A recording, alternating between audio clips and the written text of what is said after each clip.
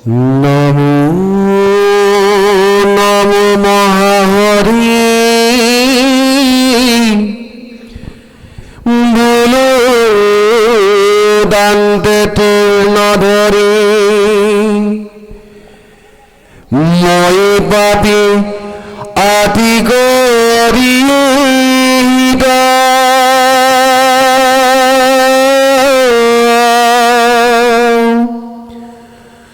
জীবৰ সমস্ত দুখ লভিলো সকলে তাত এইটো তজু চৰণে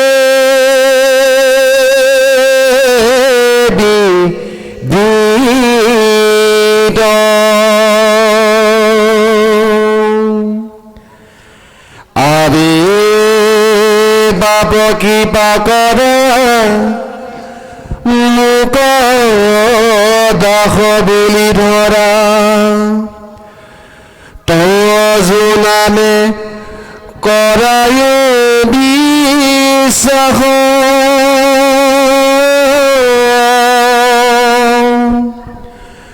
মোৰা নিজ কৰ্ম ফলে যথা যাওঁ তৈপে যেন একান্ত বুঢ়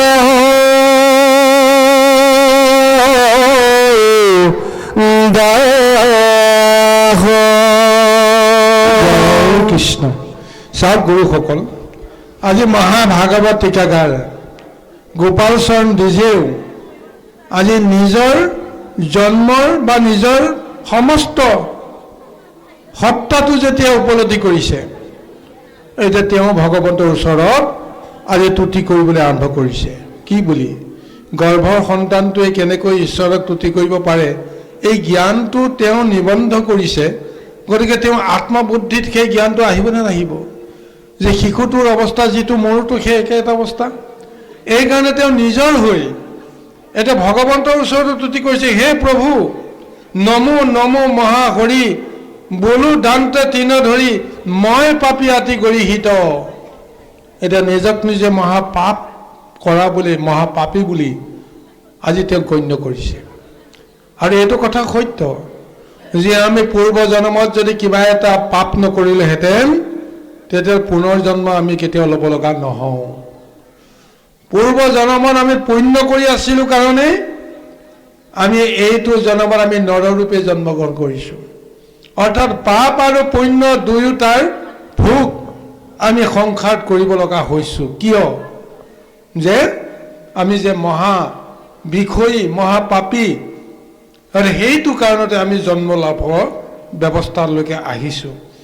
সেইকাৰণে আজি এই ভাগৱত টিকাকাৰ পৰম বৈষ্ণৱ পণ্ডিত, জগতক মহা জ্ঞান দৰ্শন দিব পৰা মহাশক্তি আছে, তথাপি তেওঁ কৈছে মই যে জন্ম ল'লোঁ, সংসাৰলৈ আহিলোঁ, কাৰণ পূৰ্ব জন্মৰ সংস্কাৰৰ পৰা মুক্ত হ'বৰ কাৰণেহে মই আহিছোঁ। আজি যদি মই গুৰু হৈছোঁ, কাৰোবাক যদি মই জ্ঞান দিব পাৰিছোঁ, তেতিয়াহ'লে মই পূৰ্বৰ সংস্কাৰৰ পৰা মই মুক্ত হ'ব পাৰিম। কিন্তু যদি মই সেইখিনি কৰিব পৰা নাই, তেতিয়াহ'লে আকৌ সংসাৰলৈকে মই আহিব লাগিব। কিন্তু আজি যদি আমি নিজে ক'ব নোৱাৰোঁ যে আমি যিমানেই জ্ঞান দান নিদিওঁ কিয়, যিমানেই ভকতি নকৰোঁ কিয়, আমি কোনেও ক'ব নোৱাৰোঁ যে মই এইটো জন্মতেই মুক্তি পাম আৰু মোৰ পুনৰ জন্ম নহয়। ঈশ্বৰৰ ইচ্ছাত নিৰ্ভৰ কৰিব।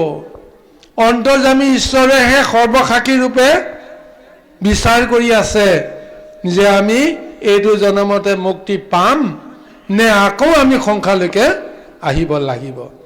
এই তত্ত্বটোৱে কৈ আছে যে হে প্ৰভু, মই অতি পাপী, মই অতি গৰিহিত কাম কৰি আজি মই এইখন সংসাৰলৈকে দুৰ্ভোগ ভুগিবলৈ আহিছোঁ। জীৱৰ সমস্ত দোষ লভিলো সকলে তাত ইটো তজু চৰণে বিদিত। জন্ম হৈয়ে মই কিমান নিকাৰ ভুঞ্জিলোঁ, এতিয়াতো তোমাৰ বিদিত হৈ আছে। আমি প্ৰত্যেকেই নিজক নিজে এদিন হ'লেও আমি সদায় স্বীকাৰ কৰোঁ যে মই বহুত দুখ অনুভৱ কৰিছোঁ। হয়নে নহয় কওকচোন বাৰু? কোনোজনে কেতিয়াও ক'ব নোৱাৰে মোৰ কোনো দুখ নাই, মই সদায় সুখকে মই ভোগ কৰি আছোঁ। কোনোবাজনে ক'বলৈ সাহস আছে নেকি? যদি সেইজন যদি গৃহস্থ ধৰ্ম পালন কৰি বিষয়ী হৈ কৰ্ম কৰি আছে, তেওঁ কোনো দিন তেওঁ এই অনুভৱটো তেওঁ আনন্দ মনেৰে হাঁহি মুখেৰে তেওঁ ক'ব নোৱাৰে। হয়, যদিহে তেওঁ একান্ত ভক্ত হ'ব পাৰিছে ভগৱন্তৰ, সংসাৰৰ প্ৰতি যদি তেওঁৰ কোনো ধৰণৰ বিষয় আসক্তি নাইকিয়া হৈ গৈছে, সেইজনৰ কথা বেলেগ, সেইজনৰ আচৰণৰ কথাও ভাগৱতে নিৰ্ণয় দিছে। কিন্তু আমি যিহেতু গৃহকৰ্মৰ লগত জড়িত হৈ মায়াৰ ধৰ্মবিলাকৰ মাজত আমি কৰ্ম কৰি আছোঁ, গতিকে আমি ক'ব নোৱাৰোঁ যে আমি সুখত আছোঁ। আমি সদায় সংসাৰৰ দুখতে আমি ভুগি আছোঁ। ভগৱন্ত সমস্ত তুমি জানা। সেইকাৰণে কৈছে আবে বাপ কৰা কৃপা কৰা মোক দাস বুলি ধৰা, তজু নামে কৰিও বিশ্বাস, মোৰ নিজ কৰ্মফলে যাওঁ যথা যাওঁ তৈতে যেন একান্ত সাধুৰ হওঁ দাস। আমি কেৱল এটাই বাঞ্ছা কৰিব পাৰোঁ, কাৰণ আমি নিজৰ ইচ্ছামতে আমি সংসাৰৰ পৰা মুক্তি লাভ কৰিব নোৱাৰোঁ। তোমাৰ কৃপা লাভ কৰিম বুলিও আমি কেতিয়াও নিজকে কেতিয়াও গৰ্ব কৰিব নোৱাৰোঁ। তোমাৰ ইচ্ছাৰ ওপৰত নিৰ্ভৰ কৰিছে। গতিকে সেইকাৰণে প্ৰভু, যদি মই আকৌ জন্ম ল'ব লগা হওঁ, তেতিয়াহ'লে মোৰ এটাই বাঞ্ছা, মই যি জন্মত নাযাওঁ কিয়, তোমাৰ নাম ল'বৰ কাৰণে যেন মই সদায় মই যেন তোমাৰ কৃপা পাওঁ, তোমাৰ যেন সাধুৰ মই সদায় দৰ্শন পাওঁ, ইয়াৰ বাহিৰে আৰু মোৰ বেলেগ বাঞ্ছা নাই। গতিকে চাওক, আজি চিত্ৰকেতুৱে আজি বৃত্তাসুৰ ৰূপত অসুৰৰ যোনিত জন্মগ্ৰহণ কৰিবৰ কাৰণে তেওঁ বাধ্য হ'ল। মায়াত মোহিত হৈ পাৰ্বতীৰ অভিশাপত অভিশপ্ত হৈ তেওঁ গন্ধৰ্ব পতি হৈও মহাভক্ত হৈও তেওঁ দৈত্যৰূপে আহিবলৈ যত্ন কৰোঁতে পাৰ্বতীৰ অভিশাপ লোৱাৰ পিছত তেওঁ অন্তৰাত্মাই কৈছিল যে হে প্ৰভু, এই অভিশাপক লৈ মই এতিয়া ভয় কৰিব লগা নাই, কাৰণ তোমাৰ অচিন্ত মহিমাৰ কথাটো কোনে বুজিব। কিন্তু মই এটাই বিশ্বাস কৰিছোঁ, মোক লৈ তুমি এটা মহালীলা কৰিব বিচাৰিছা, গতিকে তুমি যলৈকে পঠিয়াইছা মই তলৈকে যাম। দৈত্য হ'বলৈ কৈছা মই দৈত্য হ'ম, কিন্তু মোৰ বাঞ্ছা এটা প্ৰভু তুমি মনত ৰাখিবা, মোক যেন তুমি সেই বাঞ্ছাটো পূৰণ কৰি দিয়া। কি? মই যি যোনিতে নাযাওঁ কিয়, মই যেন তোমাৰ নাম যেন মই পাহৰি নাযাওঁ, সৰ্বক্ষণতে যেন তোমাৰ ৰূপ মই যে দৰ্শন কৰিবলৈ পাৰোঁ, তাৰ কাৰণে তুমি মোক কৃপা কৰা, ইয়াৰ বাহিৰে আৰু মোৰ কোনো উপায় নাই। ঠিক তেনেদৰে এদিন নিজেই সংকল্প লৈছিল যে এইখন সংসাৰৰ পৰা মই মুক্তি লৈ যাব লাগিব, স্বয়ং প্ৰভু ভগৱন্তৰ আত্মাৰ লগত বিলীন হৈ যাব লাগিব। ভৰত ৰজাই বিষয়ৰ সমস্ত ধান্দা ত্যাগ কৰি তেওঁ ঋষি হ'ল, ভৰত দাস ঋষি। এটা সময়ত তেওঁ ধ্যান আৰু সমাধিৰ জৰিয়তে তেওঁ সংসাৰৰ পৰা মুক্তি বিচাৰি ভগৱন্তৰ আত্মাৰ লগত বিলীন হ'বৰ কাৰণে তেওঁ সিদ্ধান্ত কৰিলে। সৰজু নদীৰ পাৰত তেওঁ মহা ধ্যান আৰু সমাধিত বিলীন হৈ আছিল। ভগৱন্তক তেওঁ বিচাৰিছে, হে প্ৰভু তুমি আহা, তুমি মোক এই মানে মৰ্ত্যৰ পৰা সংসাৰৰ পৰা তুমি মোক উদ্ধাৰ কৰি লৈ যোৱা। ভগৱন্তে তেতিয়া ক'লে তোমাৰ কথাই কথা নহয়, তুমি এতিয়াই মুক্তি পাব নোৱাৰিবা, তুমি ইচ্ছা কৰিলেও নহ'ব, কাৰণ তোমাৰ জৰিয়তে লীলা কৰিব লগা কৰ্ম কৰিব লগা আৰু বহুত বাকী আছে। এইকাৰণে হঠাৎ তেওঁৰ কাণত এক মহা শব্দ এটা তেওঁ ধ্বনিত কৰাই দিলে। ইমান দিনে তপস্যা কৰি থাকোঁতে তেওঁ জগতত কি হৈছিল একোৱেই শুনা নাপালে, একোৱেই বুজি নাপালে, কেৱল একান্তভাৱে ঈশ্বৰৰ লগত সম্বন্ধ কৰি আছিল। কিন্তু যেতিয়াই প্ৰভু ভগৱন্তে নিৰ্ণয় কৰিলে যে তুমি এইখন সংসাৰতে তুমি আকৌ তুমি কৰ্ম কৰিব লাগিব, লগে লগে তেওঁ মায়া দৰ্শন দিয়ালে। ভয়ংকৰ শব্দ এটা তেওঁ কাণত পৰিল, তেওঁ চকু মেলি দেখিলে যে সিটো পাৰত এটা বাঘে এজনী হৰিণাক খেদি লৈ আহিছে আৰু সেই হৰিণাই প্ৰাণৰ ভয়ত এতিয়া নদীত জাপ দিয়াৰ শব্দটো তেওঁ শুনিলে। সেই শব্দটোত তেওঁ চক খাই চকু মেলি দেখিছে হয় প্ৰাণৰ আঁতৰত সেই হৰিণাজনীয়ে সিটো পাৰৰ পৰা তেওঁৰ ফাললৈকে আহিছে। কাৰণ তেওঁৰ মনত এটা হয়তো ভাৱনা যে এইজনে যদি মোক ৰক্ষা নকৰে আৰু কোনো ৰক্ষা কৰিব নোৱাৰে।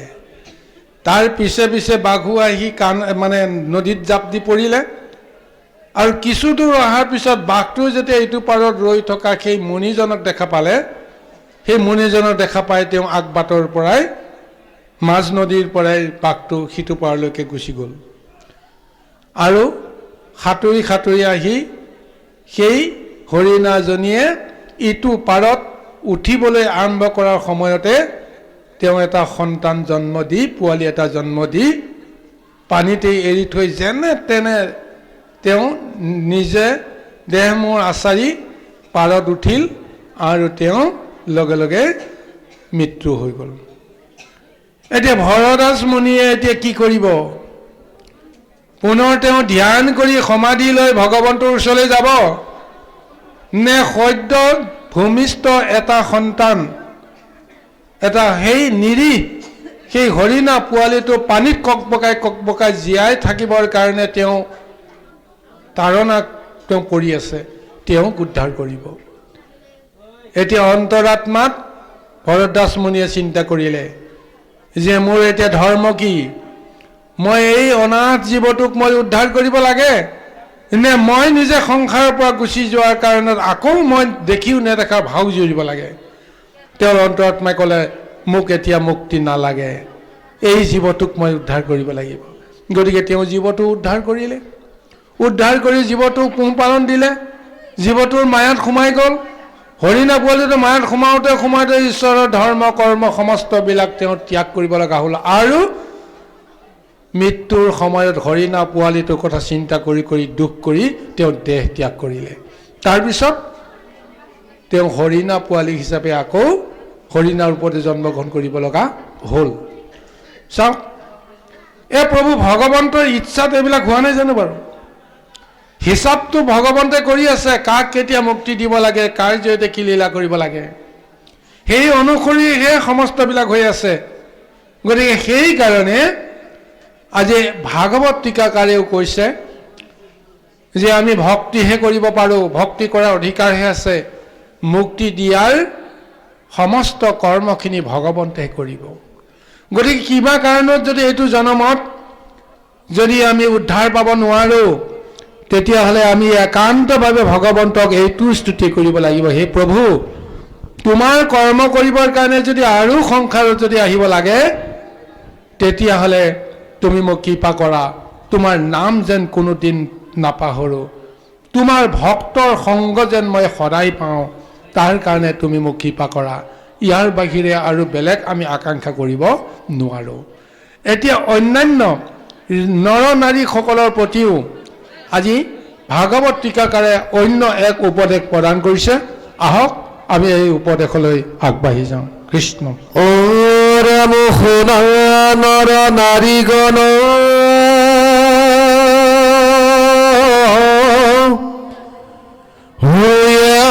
সাৱধান মন ভজিউক কৃষ্ণৰ চৰণে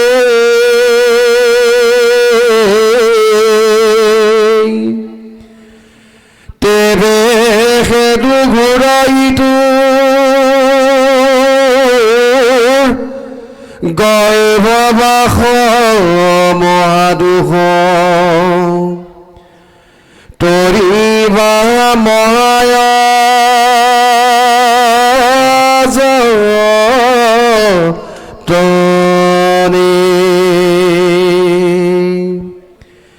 কৃষ্ণৰ কিংকৰ নিজ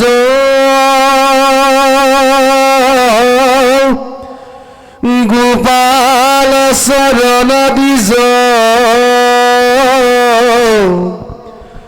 কহে গতি কৃষ্ণ গুণ নাম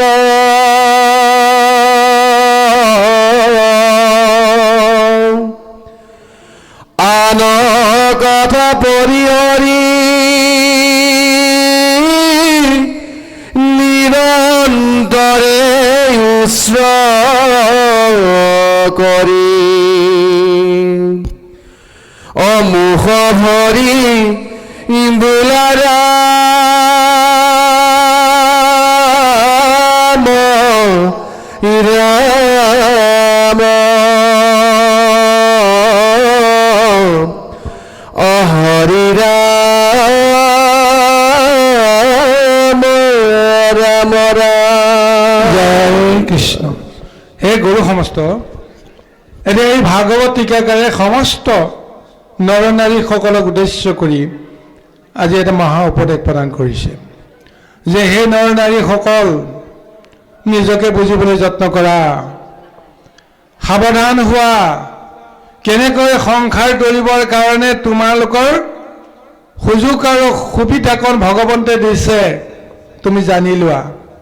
কৃষ্ণৰ চৰণত ভজনা কৰাৰ বাহিৰে এইখন সংসাৰ তৰণৰ আৰু কোনো উপায় নাই। এতিয়া কিয় কৃষ্ণৰ চৰণত আমি শৰণ ল'ব লাগে? ইয়াৰ আত্মতত্ত্ব বিশ্লেষণ বহু আগৰে পৰাই দি থকা হৈ আছে। যিজন ভগৱন্ত নহ'লে আমি একো এটা কৰিব নোৱাৰোঁ, একো এটা ভাবিব নোৱাৰোঁ, তেতিয়াহ'লে সেই প্ৰভু ভগৱন্তক আমি বাদ দিব পাৰিমনে বাৰু? যিজন প্ৰভু ভগৱন্ত আমাৰ হৃদয়ত আছে, কি ৰূপত আছে আমি তাকো নাজানো, কিন্তু এটা কথাই জানো যে তেওঁ নিৰাকাৰ ৰূপতে দেহত আছে। সেইকাৰণে তেওঁক বিচাৰি থাকিলে আমি ক'তো নাপাওঁ। যিজন প্ৰভু ভগৱন্ত নিৰাকাৰ ৰূপতে সৰ্বব্যাপী আছে, বাহিৰতো আছে, তেওঁ ভিতৰতো আছে। বাহিৰত থকাজনক যেনিবা আমি বিচাৰিও আমি চালাদ কৰিলেও নাপাওঁ, কিন্তু যেতিয়া বিশ্বাস কৰিম যে ইয়াতে আছে, তাকটোতো আমি বিশ্বাস কৰিব লাগিব, হয়নে নহয় কওকচোন? চোৰ এটা যেতিয়া আমি বিচাৰি ধৰিবৰ কাৰণে যেতিয়া পিছে পিছে দৌৰি আছোঁ, তেওঁ এখন সৰু হাবি এখনত সোমালে। যেতিয়া আমি দেখিলোঁ তেওঁ হাবিতে সোমালে, তেতিয়াহ'লে আমি গোটেই হাবিখনত আগুৰি ধৰি তেওঁক বিচাৰিলে পাম বুলি আমাৰ এটা বিশ্বাস এটা আহে নে নাহে? তাৰ পৰাতো তেওঁ নাইকিয়া হ'ব নোৱাৰে। তেওঁ যদি অলৌকিক পুৰুষ হ'লে বেলেগ কথা, কিন্তু সাধাৰণ এটা নৰ মনুষ্যৰ দৰে যদি হয়, তেতিয়া তেওঁ লুকাবলৈ যেতিয়া জেগা নাই, তেতিয়াতো তাতে আগুৰি ধৰিলে তেওঁক লগ পোৱা যাব। তদ্ৰূপ সেই নেদেখা ঈশ্বৰজনক জগতত বিচাৰি হাবাতৰি খাই আছা, কিন্তু সেই ঈশ্বৰজন যে তোমাৰ লগতে আছে, মোৰ লগতে আছে, এই কথাটো তুমি কিয় বিশ্বাস নকৰা? বাহিৰত থকাজনক বিচৰাতকৈ নিজৰ লগত থকাজনক বিচাৰিবলৈ যত্ন কৰা, তেতিয়া দেখিবা তুমি নিজেই শুদ্ধ হৈ পৰিছা যে ঈশ্বৰে বেয়া পোৱা কাম কৰিলে বেয়া হ'ব। মনত এটা ভাৱনা আহি গ'ল যে তেতিয়া ঈশ্বৰেনো কি ভাল পায়, ঈশ্বৰেনো কি বেয়া পায়, এইটো জানিবৰ কাৰণে বুজিবৰ কাৰণে আপোনাৰ মনত এটা আগ্ৰহ আহিব। লাহে লাহে আপোনাৰ আচৰণবিলাক সলনি হৈ যাব। খং, ৰাগ, অভিমান সমস্তবিলাক লাহে লাহে নাইকিয়া হৈ যাব। কাৰণ যিজনৰ আশ্ৰয়ত আমি এতিয়া জীয়াই আছোঁ, সেইজনৰ সন্মুখত আমি কেতিয়াও ক্ৰোধ কৰিব নোৱাৰোঁ, খং কৰিব নোৱাৰোঁ, ৰাগ কৰিব নোৱাৰোঁ, অভিমান কৰিব নোৱাৰোঁ, বেয়া কামৰ কথা আমি ভাবিব নোৱাৰোঁ। কাৰণ তেওঁ চাই আছে বুলি যেতিয়া আমি জানিম, তেতিয়াহ'লে কোনো কাৰণতে তেওঁক আঁৰ কৰি আমি কোনো কাম কৰিব নোৱাৰোঁ। সেইজন ঈশ্বৰক যদি আমি বিশ্বাস কৰোঁ, তেওঁক যদি আমি নাম লওঁ, তেওঁক যদি ভজনা কৰোঁ, তেতিয়াহ'লে দুৰ্ঘোৰ সংসাৰখনত তেওঁ আমাক নিশ্চয় ৰক্ষা কৰিব। আমাৰ দুৰ্ঘোৰ সংসাৰ যন্ত্ৰণা আৰম্ভ হ'ল ক'ৰ পৰা? গৰ্ভবাসৰ পৰা আৰম্ভ হৈছে, নাই জানো বাৰু? গৰ্ভত থিতাপি লোৱাৰ সময়ৰ পৰাই আমি মায়াৰ চেপাত আমি দুৰ্ভোগ ভুগি আছোঁ, আৰু আজি কোপতি সেই দুৰ্ঘোৰৰ পৰা আমি পৰিত্ৰাণ পোৱা নাই। কাৰণ হাঁহ ধন, হাঁহ পুত্ৰ, হাঁহ ঐশ্বৰ্য বিভূতি, এই সমস্তবিলাক বিচাৰি বিচাৰি যাওঁতেই যে আচলতে সুখটো কেনেকৈ পাব লাগে তাকো আমি পাহৰি গ'লোঁ। আত্মতৃপ্তিটো আমি কেনেকৈ পাব লাগে তাকো আমি পাহৰি গ'লোঁ। কোনে দিয়ে সেই আত্মতৃপ্তি? ধন বিচাৰি আছোঁ, পাইছোঁ, কিন্তু ধনক লৈ আমি সন্তুষ্ট নহওঁ। প্ৰথমতে আমি এসাঁজ অন্নৰ কাৰণে চিন্তা কৰোঁ। অন্ন, বস্ত্ৰ, বাসস্থান এয়া বোলে আমাৰ মনুষ্যৰ বোলে মৌলিক অধিকাৰ, হ'ব পাৰে মৌলিক অধিকাৰ। প্ৰথম প্ৰয়োজন আমাৰ অন্ন, বাসস্থান আৰু গৃহ পিছত আহিছে। প্ৰথম অন্ন, হয়নে নহয় বাৰু কওকচোন বাৰু? অন্নমুঠি যোগাৰ হোৱাৰ পিছত আৰু আমাৰ আকাংক্ষা বাঢ়ি গ'ল। অন্ন চিন্তা দূৰ হোৱাৰ পিছত আমাৰ ব্যঞ্জনৰ চিন্তা আহিল, বস্ত্ৰৰ চিন্তা আহিল, বাসস্থানৰ চিন্তা আহিল। অন্ন, বস্ত্ৰ, বাসস্থান যেনে তেনে আমাৰ হৈ গ'ল। তাৰপিছত আহিল আমাৰ ভোগ আৰু বিলাস। আনৰ দৰে সুখী হৈ থাকিবৰ কাৰণে, আনৰ দৰে ভাল গৃহ পাবৰ কাৰণে, আনৰ দৰে ধন টকা পইচা ঐশ্বৰ্য বিভূতি পাবৰ কাৰণে বিলাসিতা আৰম্ভ হৈ গ'ল। বিলাসৰ কথাত যেতিয়া আহি গ'ল, সুখ ভোগৰ কথা যেতিয়া আহি গ'ল, যিমানেই ধন আমি উপাৰ্জন নকৰোঁ কিয়, ধনে আমাক সুখ দিব নোৱাৰে, শান্তি দিব নোৱাৰে। মই 1000 টকা বিচাৰিছোঁ, 10,000 টকা পালোঁ, কিন্তু তথাপিও মই সুখী নহওঁ, কাৰণ মোৰ সন্মুখতে লাখ টকা পোৱা এজনে মোৰ চকুৰ আগতে হাঁহি খিকিন্দালি কৰি ৰং তামাচা কৰি থকাটো মোৰ সহ্য হোৱা নাই। গতিকে তেওঁ লাখ টকা পাইছে, মই কোটি টকা পাবৰ কাৰণে বিচাৰিলোঁ। কোটি টকা পোৱাৰ পিছত সমস্ত ৰাজ্যখনকে মই কিনিবৰ কাৰণে বিচাৰিলোঁ। ৰাজ্যখন কিনাৰ পিছত গোটেই জগতখনকে কিনিব বিচাৰিলোঁ। এনেদৰে আকাংক্ষাৰ দৌৰত যাওঁতে যাওঁতে কোনো দিন আমি সুখ আৰু ভোগ প্ৰকৃততে আনন্দ মনেৰে আমি উপভোগ কৰিব নোৱাৰিলোঁ। তেতিয়াহ'লে কি লাভ আছে? গতিকে সেইকাৰণে প্ৰভু ভগৱন্তে কৈছে যে মোৰ চৰণলৈকে আহা, মোক ভজনা কৰা, সমস্ত বিষয়ৰ সম্পদৰ পৰা তোমালোকে আসক্তি অনুভৱ ভাৱনাবিলাক ত্যাগ কৰা। অৰ্থাৎ মায়া সংসাৰৰ বিষয়ৰ পৰা পৰিত্ৰাণ লৈ মোৰ নাম লোৱা, মই তোমালোকক কেনেকৈ তৰাব লাগে মই সমস্তখিনি মই কৰাম। ভগৱন্তে কোনোদিন ভক্তক কেতিয়াও দুখত নেপেলায়। অভাৱত থাকিবৰ কাৰণে কেতিয়াও ভগৱন্তে কেতিয়াও চিন্তা নকৰে। ভগৱন্তে সদায় কয় মোৰ ভকতেই সংসাৰৰ ভোগ প্ৰথমতেই কৰিব পাৰিলে মই আটাইতকৈ সুখী হ'ম। গতিকে এইকাৰণে প্ৰহ্লাদক নাৰদ আপোনাৰ আৰু ধ্ৰুৱক 5 বছৰ বয়সত তেওঁ দৰ্শন দি কৈছিল যে তোমালোকে এতিয়া জীৱনতে মুক্তি পালা, কাৰণ মই যেতিয়া দৰ্শন দিলোঁ, মোৰ দৰ্শন পোৱাৰ লগে লগে মোৰ কৃপা পোৱাৰ পিছত তোমালোক জীৱনটোতে মুক্তি পালা, কিন্তু তোমালোকে এতিয়াই সংসাৰৰ পৰা যাব নোৱাৰিবা। গতিকে তোমালোক এতিয়া আকৌ বিষয়লৈকে যাব লাগিব, তোমালোক ৰজা হ'ব লাগিব। প্ৰহ্লাদকো কৈছে যে তুমি ৰজা হ'ব লাগিব, ধ্ৰুৱকো কৈছে তুমি ৰজা হ'ব লাগিব। তাৰ মানে জগতে পোৱা সমস্ত ভোগ তোমালোকেও পাব লাগিব, আৰু এই ভোগটো লৈ মোৰ ভক্তি কৰিব লাগিব। মোৰ গুণ নাম ধৰ্ম প্ৰচাৰ কৰিবৰ কাৰণে সৰ্বক্ষণতে তোমালোকে যেতিয়া প্ৰস্তুত থাকিবা, মই তোমালোকক কেনেকৈ দিব্য ভোগ প্ৰদান কৰিম তোমালোকে ভাবিব লগা নাই। অৰ্থাৎ ভকতৰ কাৰণে ভগৱন্তে এই পৃথিৱীখনত সংসাৰখনত আজি ভোগৰ ব্যৱস্থাবিলাক তেওঁ প্ৰদান কৰি থৈছে। যোগ্যজনক প্ৰভু ভগৱন্তে ভোগ কৰিবৰ কাৰণে সদায় কৃপা কৰে, কিন্তু সেই বিষয়ত তেওঁ যেন কোনো কাৰণতে আসক্ত হৈ নাথাকে। যি পায় তাকেই যদি তেওঁ ঈশ্বৰৰ প্ৰসাদ বুলি গণ্য কৰি তেওঁ ঈশ্বৰৰ চৰণতে অৰ্পণ কৰি তেওঁ যদি সেই খাদ্য গ্ৰহণ কৰে, তাতেই তেওঁ সুখ পাব, তাতেই তেওঁ শান্তি পাব, তাতেই তেওঁ পৰমানন্দ সুখ লাভ কৰিব পাৰিব। সেই তত্ত্বটোহে আমি লাভ কৰিব লাগিব। সেইকাৰণে আজি ভাগৱত টীকাকাৰেও একান্তভাৱে সেই কৃষ্ণক ভজনা কৰিবৰ কাৰণে মহা জ্ঞান দিছে, আৰু সেই কৃষ্ণ অন্তৰ্যামী ৰূপে যে আমাৰ লগতে আছে, এই তত্ত্বটোক আমাক উদ্ধাৰ কৰিবৰ কাৰণে এইখিনি জ্ঞান আমালৈ আগবঢ়াইছে।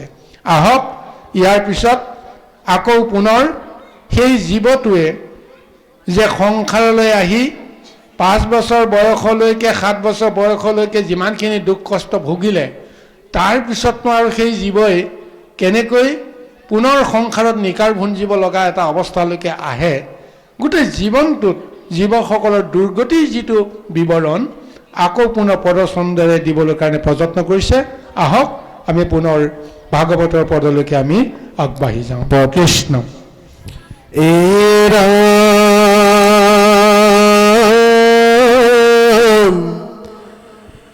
কপিল বদতি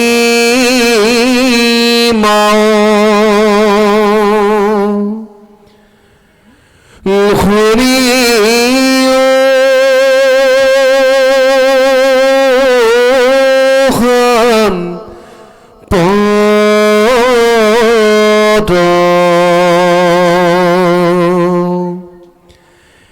যেন দুখ পাৰে জীৱে পগন্দ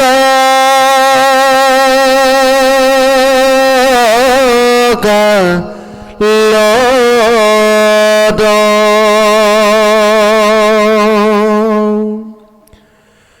পঢ়িবা গদেও তাক ই গুৰু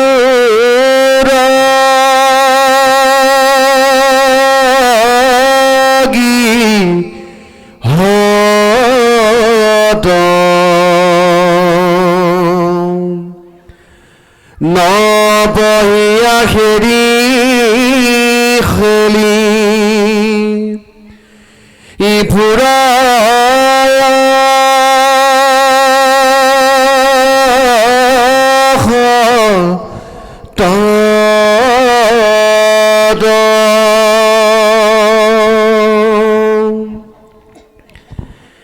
দেখিয়া গুৰুৱে আনি ই ধৰিয়া কুবায়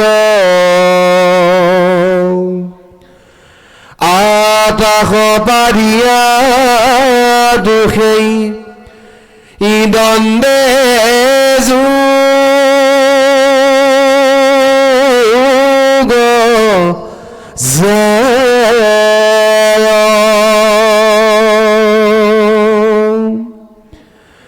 অৰামুই মতে আনো নানা ই দুখ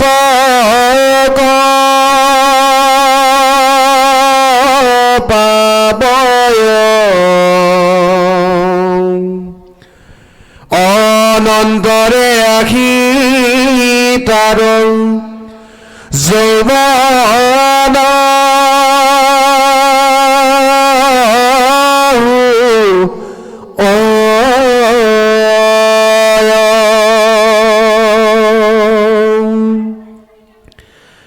তাতো মনো বাঞ্ছিতন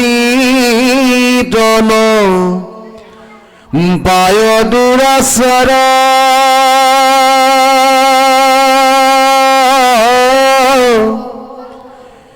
উঠে মহাকুদ শুক ইলভ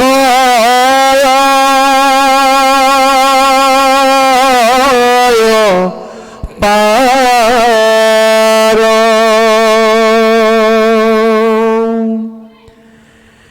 দেশমে কুদে অভি ইমান বাহি যায়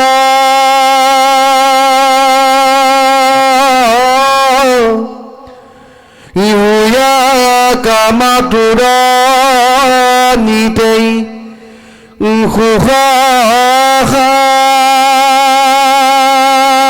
শান্তি নাই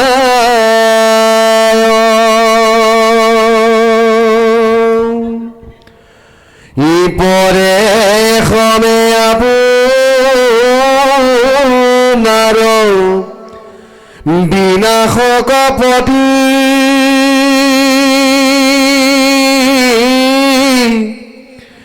কৰ বিগ্ৰহ মহ অধম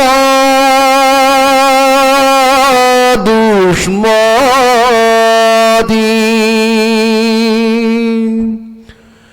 পঞ্চভূত নিৰ্মিত দে হক বুলি মোৰা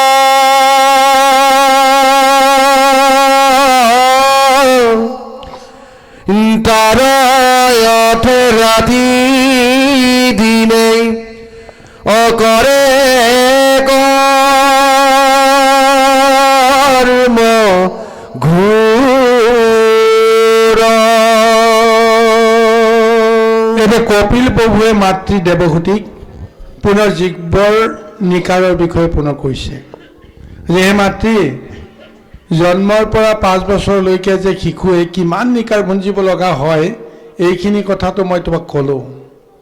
এতিয়া 5 বছৰৰ পৰা 10 বছৰৰ ভিতৰৰ এই শিশুবিলাক যাক পৌগণ্ড কাল বুলি কোৱা যায়, এই জীৱবিলাকৰ কিমান দুখ এই কথাটো এতিয়া মই তোমাক কওঁ শুনা। 5 বছৰ বয়স পাৰ হৈ যোৱাৰ লগে লগেই এতিয়া সংসাৰৰ নিয়মৰ বন্ধনৰ মাজত এতিয়া এই শিশুসকল সোমাব লগা হৈ যায়। প্ৰথম নিয়মটো হৈছে কি যে শিক্ষা গ্ৰহণ কৰিবৰ কাৰণে এতিয়া গুৰুগৃহলৈ যাব লাগিব। প্ৰথম নিয়ম যে স্কুললৈ যাব লাগিব। কথাটো হয়নে নহয় বাৰু? পঢ়া শুনা কৰিব লাগিব, ডাঙৰ মানুহ হ'ব লাগিব। নীতি বচনৰ জৰিয়তে সংসাৰৰ নিয়মৰ মাজত বান্ধিবৰ কাৰণে তেওঁলোকক বাধ্য কৰোৱা হ'ল। কিন্তু সেই শিশুমতী ল'ৰাটোৱে নিজৰ মতে চলিবলৈ যাওঁতে কাৰো শাসন তেওঁ প্ৰথমতে মানিবলৈ ইচ্ছা নকৰে। এইটোৱে হৈছে ডাঙৰ এটা দুখ। গতিকে সেইকাৰণে কি কৈছে যে গুৰুৰ গৃহলৈ যাবলৈ তেওঁ অস্বীকাৰ কৰে। 1 নম্বৰ কথা। মাক আৰু দেউতাকক তেওঁ এৰি থাকিব নোৱাৰে। 2 নম্বৰ কথা। 3 নম্বৰ কথা, যদি কোনোবাই তেওঁক মাৰিম বুলি কয়, হয়নে, তেতিয়াহ'লে তেওঁ সহ্য কৰিব নোৱাৰে। কিন্তু এতিয়া গুৰুৱে যেনেকৈ শিকাব তেওঁ শিকিবৰ কাৰণে বাধ্য হ'ব। কিন্তু তেওঁৰ উৎপত্তীয়া মনটোৱে, উৎপত্তীয়া নহয়, মুকলিমূৰীয়া মনটোৱে কিন্তু সেইটো মানিবলৈ টান পায়। সেইকাৰণে কৈছে, দেখিয়া গুৰুৱে আনি ধৰিয়া কোবাই, আতশ পাৰিয়া দুখে দণ্ডে যুগ যায়। যেতিয়া আইন নামানে, শাসন নামানে, তাকটোতো ধৰি আনি দুপিটনমান দিব। এইটো এটা সংসাৰৰ নিয়ম বুলি আমি মানি লৈছোঁ। চিকনিৰ আগত বিদ্যা বুলি আমাক এটা নীতি বচন এটা শুনাই শুনাই আমাক শিক্ষা দিয়ে, হয় নে নাই কওকচোন? প্ৰথমতে বোলে কোবাব লাগিব। কোব খাবৰ কাৰণে এটা মুকলিমূৰীয়া শিশুৱে বিচাৰে জানো বাৰু? কোবটো খাওঁতে তেওঁ কিমান কষ্ট পাব লগা হ'ল। কিন্তু সেই নীতি নিয়মৰ মাজেৰে বহু কষ্ট কৰি নকৰিব লগা কৰ্মখিনিও তেওঁ, নাভাবিব লগা কথাখিনিও তেওঁ ভাবিবলৈ বাধ্য হ'ল। আৰু এনেকৈ এটা নিয়মৰ মাজত তেওঁলোক বন্ধনত সোমাব লগা হৈ গ'ল। তাৰপিছত তেওঁ কিমান শিকিলে, কিমান বুজিলে, সেইটো বেলেগ কথা। কিন্তু নিয়মৰ মাজলৈ যোৱাটো কিমান এটা যন্ত্ৰণাকাতৰ এটা অৱস্থা, সেই জীৱসকলে বা শিশুকালত প্ৰত্যেকেই উপলব্ধি কৰিছে।